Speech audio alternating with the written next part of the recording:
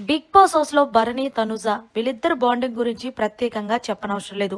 House లో ఎంత మంది అన్నా సరే వీళ్ళిద్దరు బాండింగ్ ఫేక్ అన్నా సరే బయట చూసే ఆడియన్స్ కి తెలుస్తుంది వీళ్ళ బాండింగ్ ఫేకా రియల్ అని. ఈ కిందలో భాగంగానే ప్రస్తుతం లైవ్ లో తనుజకి తన సొంత కూతురికి ఎలాగైతే తప్పు చేస్తే చెప్తారో అంతలాగా భలే క్యూట్ గా బొగ్గులు పట్టుకుని మరీ చెప్పుకొస్తున్నాడు. ఇక భరణి తనుజకి ఏం చెప్పాడు అంటే, తనుజ రీతు విషయంలో డెమోన్ పవన్ విషయంలో వీళ్ళిద్దరి విషయంలో అసలు ఏం జరిగినా నువ్వు వెళ్ళొద్దమ్మా. అంతేకాకుండా దువ్వాడ మాదిరి ఆయిషా వీళ్ళిద్దరు నోర్లు కూడా చాలా గట్టిగా ఉన్నాయి కాబట్టి నువ్వెవరితో ఉన్నా సరే ఎక్కువ ఇన్వాల్వ్ అయ్యి మాట్లాడకు.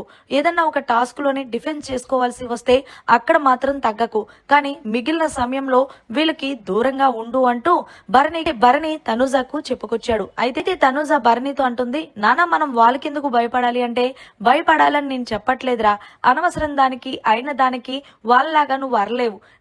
నీ స్టామినా ఏంటో నాకు తెలుసు కాబట్టి నువ్వు ఫర్దర్ గేమ్స్ కోసం ఫోకస్ పెట్టు తప్ప ఇలాంటి అదర్ అవగేషన్స్ మీద వద్దు.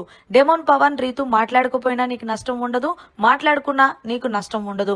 సో కాబట్టి నువ్వు వాళ్ళతో మాట్లాడకుండా నువ్వు ఈ రోజు నుంచి కూడా నీ పని నువ్వు చేసుకో అంటూ మంచిగా బూస్టప్ ఇస్తున్నాడు తనుజకి భరణి.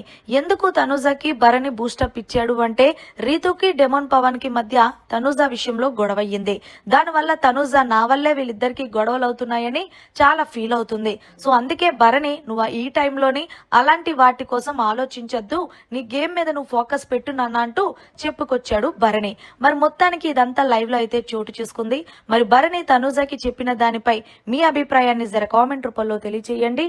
మరిన్ని లేటెస్ట్ లైవ్ అప్డేట్స్ కోసం చూస్తూనే ఉండండి మన ఛానల్.